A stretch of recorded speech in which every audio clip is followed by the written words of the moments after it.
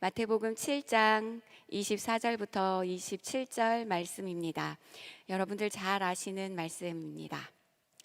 우리 한 절씩 교독하도록 하겠습니다. 7장 24절부터 27절까지입니다. 그러므로 누구든지 나의 이 말을 듣고 행하는 자는 그 집을 반석 위에 지은 지혜로운 사람 같으리니 비가 내리고 창수가 나고 바람이 불어 그 집에 부딪히되 무너지지 아니하나니 이는 주추를 반석 위에 놓은 까닭이요 나의 이 말을 듣고 행하지 아니하는 자는 그 집을 모래 위에 지은 어리석은 사람 같으리니. 같이 읽습니다. 비가 내리고 창수가 나고 바람이 불어 그 집에 부딪히매 무너져 그 무너짐이 심하니라. 아멘. 오늘 하나님의 말씀은 나의 이 말을 듣고 라는 제목으로 말씀 나누도록 하겠습니다. 우리 성도님들 다들 알다시피 제가 지금 계속 연속으로 우리 수요 예배 때 반석이라는 주제를 가지고 말씀을 전하고 있습니다. 다들 알고 계시죠? 기억하고 막 그러면 안 됩니다. 그게 더 무서워요. 제가 계속 반석에 대해서 말씀을 증거하고 있는데, 전에는 베드로의 고백 위에 우리 주님께서 교회를 세우신다는 말씀으로 계속 말씀을 전했고, 오늘은 반석 위에 집을 짓는 것이 어떠한 것인지 예수님께서 하신 말씀을 본문으로 하나님 말씀을 전하려고 합니다. 오늘 말씀을 보니까 본문에 반석 위에 집을 짓는 사람은 어떠한 사람이다 라고 말씀하고 계십니까? 어떤 사람이 반석 위에 집을 짓는 사람입니까? 본문에 보면은 하나님 말씀대로, 예, 맞죠? 반석 위에 집을 짓는 사람이 지혜로운 사람이죠. 근데 어떻게 해야 반석 위에 집을 짓는 사람입니까? 네, 하나님의 말씀을 듣고 행하는 사람이 반석 위에 집을 짓는 사람입니다. 모래 위에 집을 짓는 사람은 하나님의 말씀을 듣고 행하지 않는 사람이 모래 위에 집을 짓는 사람입니다. 모래 위에 집을 짓는 어리석은 사람과 반석 위에 집을 짓는 지혜로운 사람을 나누는 그 판단 기준은 하나님 말씀을 들었냐, 듣지 않았냐, 하나님 말씀을 아느냐, 모르느냐가 아니라 하나님의 말씀을 들은 후에 행하느냐, 행하지 않느냐에 따라서 달라집니다. 우리는 반석 위에 집을 짓고 싶습니다. 그렇죠? 반석 위에 집을 짓는 사람이기를 간절히 바라지만 그게 쉽지 않다는 겁니다. 그러나 하나님은 반드시 주의 교회를 반석 위에 세우시고 인류 구원의 그 하나님의 뜻하신 그 계획을, 그 역사를 반석 위에 세운 교회를 통해서 이루어 가십니다. 아멘. 그래서 우리는 반드시 반석 위에 집을 짓는 지혜로운 자가 되어야 합니다. 아멘. 따라 하시겠습니다. 나는, 우리가 사람이 지금 영상으로 보시는 분들이 굉장히 우리가 사람이 많을 거라고 믿고 있습니다. 자, 다 같이 나는, 예, 이 소리가 나가고 있어요. 나는 반석 위에 집을 짓는 자가 되리라. 맞습니다. 우리는 반석 위에 집을 짓는 지혜로운 자가 되어야 합니다. 그런데요, 이게 쉽지 않다는 게 문제입니다. 이게 참 쉬운 일이 아닙니다. 예수님께서, 예수님의 제자들을 한번 우리가 살펴보도록 할게요. 예수님께서 제자들과 함께 부활하신 후에 감람산에 올라가셨습니다. 한 500여 명의 사람들이 함께 감람산에 계시면서 같이 올라가셔서 예수님께서 하늘로 승천하시기 바로 직전에 그 자리에 있는 500여 명의 성도들에게 말씀하셨습니다. 너희는 말이지 예루살렘을 떠나지 말고 내가 너희에게 전한 바, 너희가 나에게 들은 바 하나님께서 약속하신 그것을 너희들은 기다려라. 요한은 물로 너희에게 세례를 베풀었으나 몇 날이 못 되어서 너희가 성령으로 세례를 받으리라. 그리고 예수님께서 우리가 너무나도 잘 아는 그 유명한 말씀을 하셨습니다. 오직 성령이 너희에게 임하시면 너희가 권능을 받고 예루살렘과 온 유대와 사마리아와 땅끝까지 이르러 내 증인이 되리라. 아멘. 어떻게 이렇게 유명한 말씀을 하고 있는데도 입을 벌려서 따라하지를 않으십니까? 우리 한 명만 따라하셨어요. 우리 같이 다시 한번 시작. 오직 성령이 너희에게 임하시면 너희가 권능을 받고 예루살렘과 온 유대와 사마리아와 땅끝까지 이르러 내 증인이 되리라 하시니라. 아멘. 이 말씀을 하시고 이 말씀을 예수님께서 지금 어떠한 상황에서 말씀하셨냐면 죽음을 이기시고 내가 죽을 거야 했는데 정말로 죽으시고 내가 다시 부활할 거야 했는데 정말로 부활하셨어요. 그래서 그 부활하신 신비로운 몸을 가지고 예수님께서 지금 직접 제자들 앞에서 그 몸으로 제자들에게 보여주고 계시는 거예요. 그 500여 명의 그 자리에 모여있는 사람들은요, 예수님과 같이 예수님을 따라다니면서 예수님이 하셨던 그 수많은 이적과 기사를 자기 눈으로 직접 봤던 사람들이 그 자리에 모여 있었습니다. 그리고 예수님이 그 부활하신 신비로운 몸을 가지고 예수님께서 하시는 그 말씀을 그 자리에 있는 500여 명의 사람들 중에서 단 한 사람도 의심하는 사람은 없었어요. 예수님이 하신 말씀 그대로 다 이루어진 거를 직접 자기 눈으로 본 사람들이니까 한 사람도 예수님이 너희에게 성령이 임하실 거야 하고 약속하신 그 말씀을 믿지 않는 사람은 없었습니다. 그런데 그럼에도 불구하고 그 주님의 목소리를 들었음에도 불구하고 그 예수님의 목소리에 순종하지 않았습니다. 왜 그랬을까요? 예수님께서 구름을 타고 막 하늘로 올라가셨어요. 500여 명의 사람들이 모두 다 그 모습을 지켜보았어요. 그리고 예수님이 너희들은 기도하면서 약속하신 것을 기다려라 하고 말씀하셨어요. 하루 지나고 이틀, 사흘, 나흘, 점점 시간이 흘러가면 흘러갈수록 380명의 사람들은 나도 예수님처럼 죽으면 어떡하지? 사람들이 예수님을 그렇게 잔인하게 못 박아서 죽였는데 그 예수님 믿는다고 나도 잡혀서 죽으면 어떡하지? 이제 곧 있으면 오순절인데 많은 사람들이 예루살렘 성전으로 모일 텐데 우리가 500여 명이 되는 사람들이 이 자리에 모여 있는 것을 사람들도 알게 될 텐데 그럼 나도 죽임을 당할 텐데 어떡하지? 어떡하지? 하는 예수님의 말씀을 믿지 않아서가 아니라 그 현실이라는 그 상황이라는 그 죽음이라는 그 공포와 두려움 때문에 그들이 한 명씩 한 명씩 그 자리를 박차고 떠나가게 되었습니다. 이것이 모래 위에 집을 짓는 사람입니다.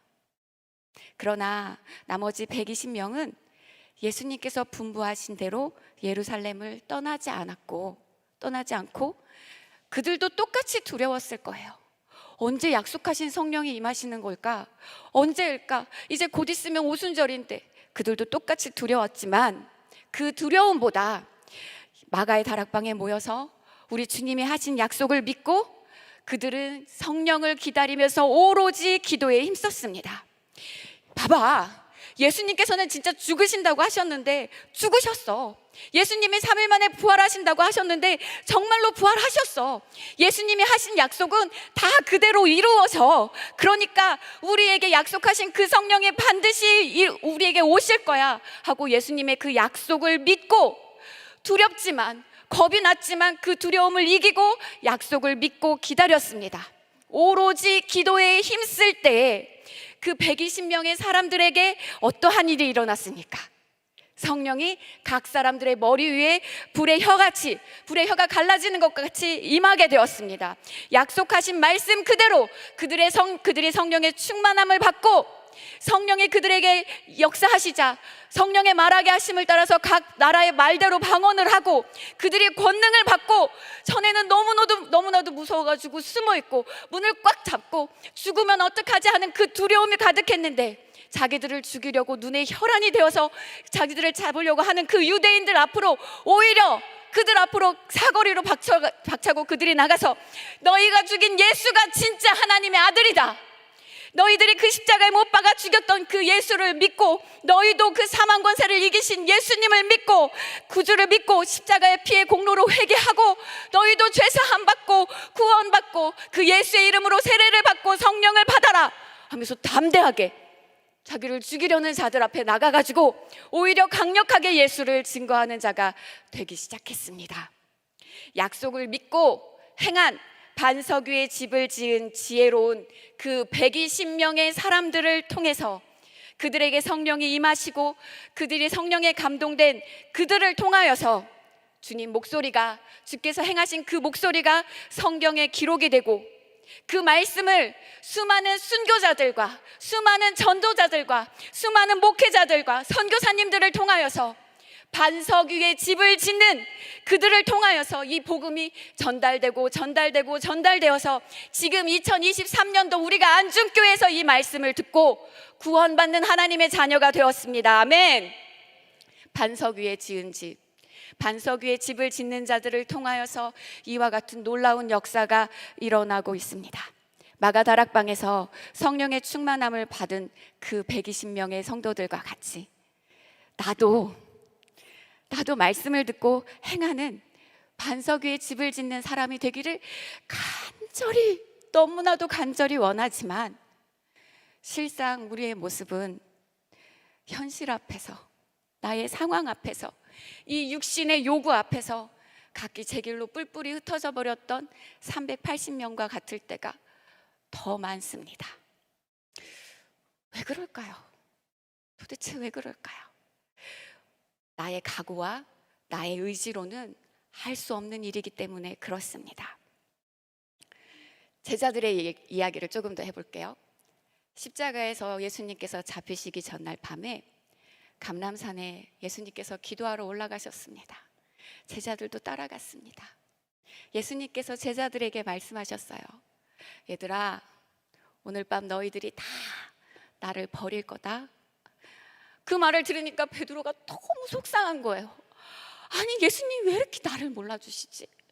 내가 얼마나 예수님을 사랑하는데 왜 내 마음을 이렇게 몰라주시지? 베드로가 앞으로 나가서 말했어요. 예수님, 여기 있는 제자들이 다 예수님 버려도 난 예수님 안 버릴 거예요. 난 예수님을 절대로 버리지 않겠습니다. 자신만만하게 얘기했습니다. 진짜 멋진 사나이죠. 내가 죽을지언정 주를 부인하지 않겠습니다. 호언장담했지만 예수님께서는 베드로에게, 베드로야, 네가 오늘 밤 닭이 울기 전에 3번 나를 부인하리라 말씀하셨습니다. 제자들도 모두 다 그렇게 되었습니다. 나는 절대로 부인하지 않을 거라고 맹세했지만, 나는 절대로 예수님을 배신하지 않을 거라고 호언장담했지만 베드로가 어떻게 했습니까? 그 작은 꼬마아이가 와가지고 당신 예수님의 제자인 것 같은데요? 하는 말 앞에 두려워서, 그 죽음 앞에 너무 두려워서 예수님을 3번이나 저주하고 난 예수님을 모른다고 부인하고 예수님을 떠났습니다. 예수님께서 자신이 십자가에 돌아가실 것과 3일 만에 부활하실 것을 잡히시기 전날 말씀하셨지만 제자들은 아무도 그 말씀이 그대로 이루어질 것이라고 믿지 않았기 때문에 부인하고 도망갔습니다. 예수님께서 돌아가신 후에 내가 반드시 다시 살아날 것이다 라고 제자들에게 계속해서 말씀하셨어요. 그런데 예수님이 부활하실 것을 기다린 제자는 단 한 사람도 없었습니다. 예수님이 부활하신다고 여러 번 말씀을 하셨는데도 그 부활하실 것이라는 그 주님의 목소리를 이루어질 것이라는 사건으로 반드시 믿고 받아들이는 제자는 한 명도 없었어요. 그래서 모두 다 문을 잠가놓고 숨어가지고 제자들이 모두 다 숨어 있었습니다. 그 자리에 예수님께서 부활하신 몸을 입고 벽을 뚫고 제자들 앞에 나타나셨어요. 성도 여러분, 이와 같은 제자들의 모습을 보면서 나도 내 육신의 각오와 내 신념과 나의 의지와 노력으로는 주님 말씀에 순종할 수 없구나. 주무십니까? 지금 말씀을 들으시면 좋겠습니다. 이 자리까지 왔는데 우리 함께 하나님 말씀 아멘으로 듣고 은혜 받는 시간이 되기를 축복합니다. 아멘. 나의 의지로는 하나님 말씀에 순종할 수 없구나. 나의 노력으로는 절대로 나는 반석 위에 집을 지을 수가 없구나. 주님 목소리가 나에게 들려주시는 음성이다라는 그 당사자가 될 수 있는 일은, 그래서 내가 그 말씀에 순종할 수 있는 일은 오직 성령의 충만을 받고 성령의 인도함을 따라, 그때만, 성령의 인도함을 따를 때만 하나님의 말씀에 순종할 수 있습니다. 오직 성령의 충만함을 받을 때만 반석 위에 집을 짓는 자가 되어질 수 있습니다. 아멘.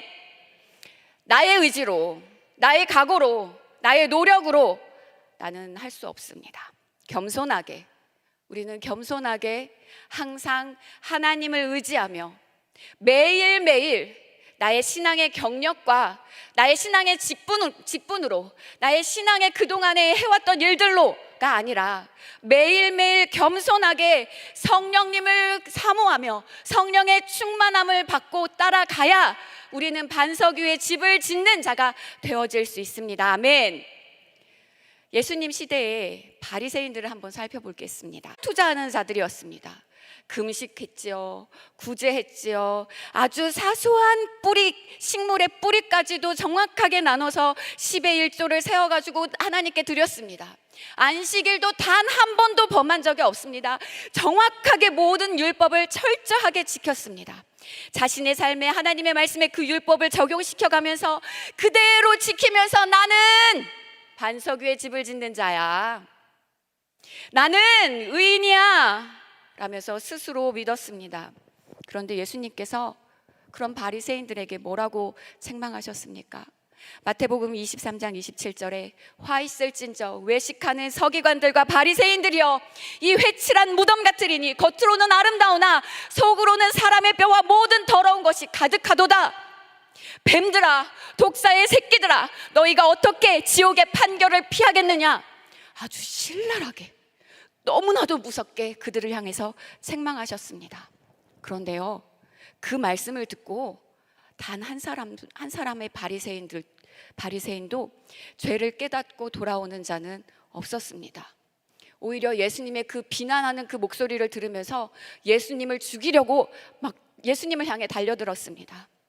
바리새인들은 자신의 그 죄를 적나라하게, 자신들의 모습을 정확하게 지적하시는 그 예수님의 그 목소리를 듣는 것이 아니라, 저 나사렛 출신 촌놈이 말이야, 목수의 자식이 말이야, 별것도 아닌 것이 어떻게 우리에게 이렇다 저렇다 하면서 저런 말을 함부로 짓거려 하면서 그 목소리를 듣는 게 아니라 그 예수님의 천한 신분, 그것에만 집중했습니다.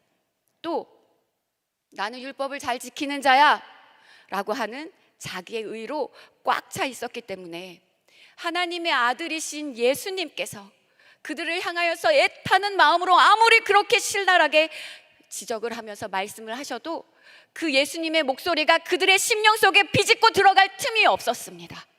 그래서 바리새인들은 하나님을 아는 지식을 수정할 수 있는 기회, 회개하고 돌이킬 수 있는 기회를 모두 다 잃어버렸습니다. 오늘날 우리도 마찬가지 아닙니까? 예배에 참석해서 수많은 설교를 들으면서 우리가 아멘, 아멘 합니다. 그러나 나의 삶은 정작 변화되지 않습니다. 말씀을 통해 깨닫고 내 죄를 발견하고 회개하는데도 불구하고 변화되지 않고 또다시 죄를 짓습니다. 주님 목소리의 당사자가 되어서 하나님 보시기에 합당한 사람으로 변화될 수 있는 기회를 잡지 못합니다. 왜 그럴까요?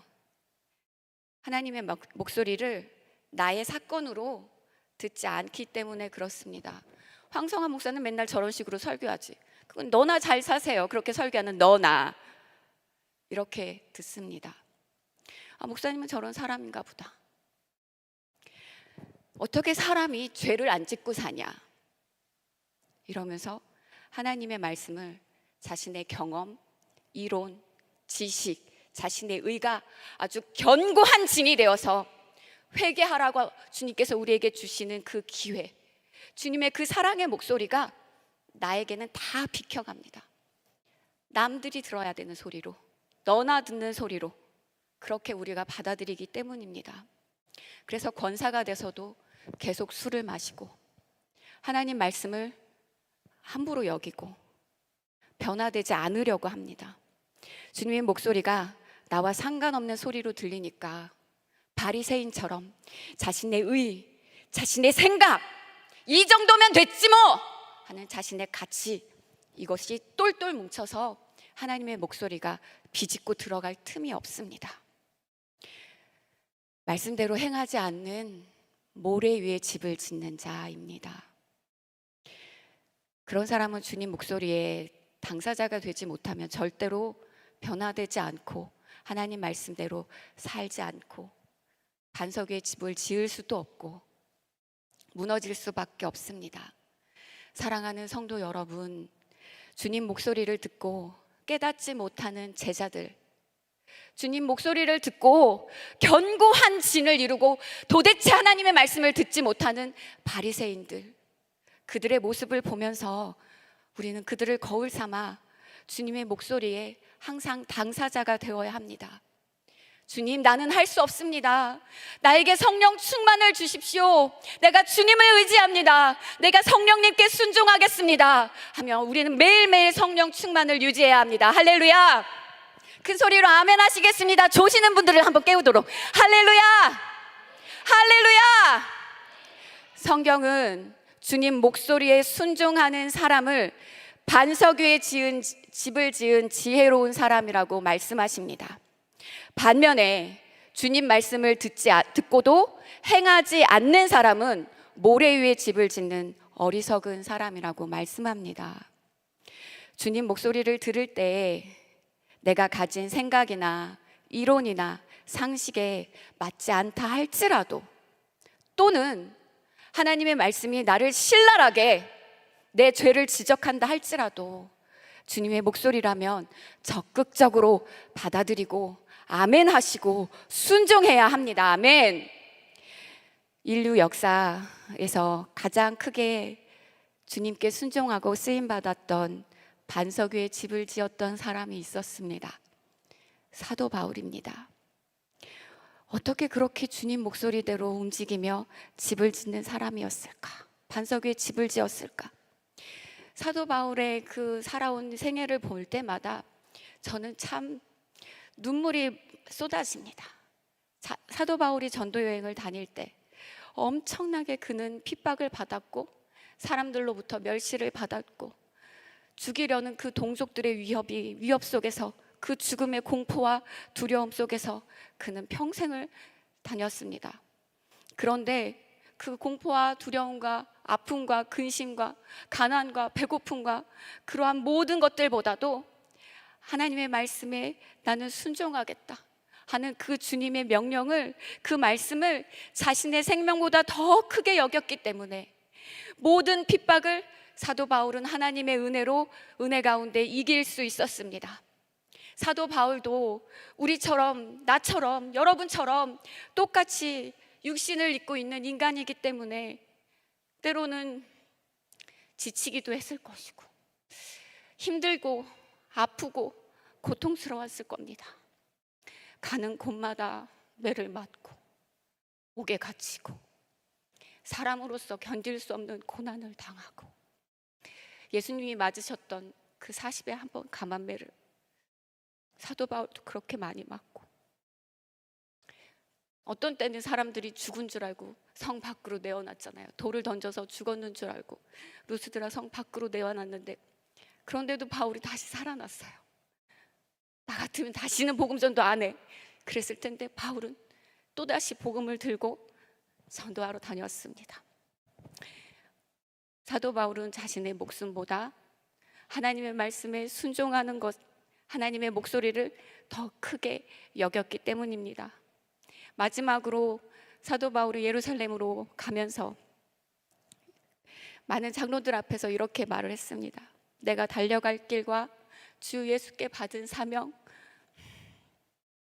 곧 하나님의 복음의 은혜의 복음을 증거하는 일에는 나의 생명을 조금도 귀한 것으로 여기지 아니하노라. 성도 여러분, 반석 위에 집을 짓는 것은 참 이와 같이 어렵습니다. 그런데 사도 바울은요, 반석 위에 집을 짓는 그 고통보다 반석 위에 세워지는 그 교회를 바라보며, 반석 위에 세워지는 그 교회를 바라보며 주님 말씀대로 순종하며 복음 증거, 복음 사역을 멈추지 않았습니다. 성령 충만하여 순교하기까지 예수의 증인이 되어 복음을 증거했고, 그 복음을 들은 또 다른 제자, 그 또 다른 제자들의 그들의 복음 증거가 없었다면 오늘 우리는 예수를 알 수 없었을 겁니다. 오늘 나는 그저 예수를 4대 성인 중에 한 사람인 그 어떤 옛날에 어떤 훌륭한 사람 중에 하나였구나 라고만 알았을 뿐 우리가 절대로 그 예수를 나의 구주로 받아들일 수 없었을 것입니다. 사도행전의 그 역사는 물론 교회도 오늘날 이 기독교도 존재하지 않았을 것입니다. 목숨을 걸고 반석 위에 집을 지어가며 복음을 전해주는 사람들이 있었기 때문에 그들을 통해 그 복음을 듣고 그들이 또 듣고 또 다시 전파하고 듣고 또 다시 전파하여서 구원의 소식이 지금 우리에게까지 전해질 수 있었던 것입니다. 반석 위에 집을 짓는 것은 이와 같이 쉬운 일이 아닙니다. 결코 만만한 일이 아닙니다. 그러나 반석 위에 집을 짓는 것만이 생명의 길입니다. 아멘. 자, 우리는 어떻게 해야겠습니까? 반석 위에 세운 교회가 되기 위해 성도 여러분, 나는 이제 어떻게 해야겠습니까? 믿음의 선배들이 나에게 전해준 이 복음이 나를 통해서 계속해서 제한 없이 이어져 전달되어질 수 있도록 우리도 반석 위에 집을 짓는 자가 되어야 합니다. 우리가 예수를 믿는 이유는 먼저 내가 예수 믿고 회개하고 내 영혼이 죄와 저주와 지옥의 형벌에서 구원받고 천국 가기 위해서입니다. 그리고 또 우리가 예수를 믿는 이유는 이 예수를 알지 못하고 지옥 가는 수많은 영혼들을 살리기 위해서 예수 믿고 구원받은 자로서 복음을 전하는 일은 우리가 감당해야 할, 말씀을 듣고 우리가 해야 할 우리의 사명입니다. 아멘. 믿음의 선배들이 우리에게 전해준 그 복음을 들고 나도 전해야 합니다. 내 자녀에게, 다음 세대에게, 나의 이웃에게, 나의 가족에게, 예수 몰라 지옥 가는 자들에게 이 복음을 증거해야 합니다. 아멘. 예수님께서 말씀하셨습니다. 건강한 자에게는 의인이 쓸데없고 병든 자에게라야 쓸데있나니 내가 의인을 부르러 온 것이 아니요 죄인을 부르러 와서 죄인을 회개시키러 왔노라 말씀하셨습니다. 그리고 또 예수님께서 이어서 이렇게 말씀하셨어요. 너희가 내가 한 일보다 더 큰 일을 할 것이다. 성도 여러분, 우리는 예수님께서 다니시면서 복음 증거하신 그 일보다 우리는 더 큰 일들을 감당해야 합니다. 더 많이 복음 증거하면서 예수 피의 복음을 증거해서 예수님 알지 못하고 죽어가는 자들을 살리는 일을 우리가 온 힘을 다해서 전력을 다해서 이 사명을 감당하는 자가 되어야 합니다. 아멘. 우리가 영혼 구원에 목숨을 거는 성령의 사람이 될 때 성령께서는 우리를 통해 따르는 이적과 표적을 나타내 주실 것입니다.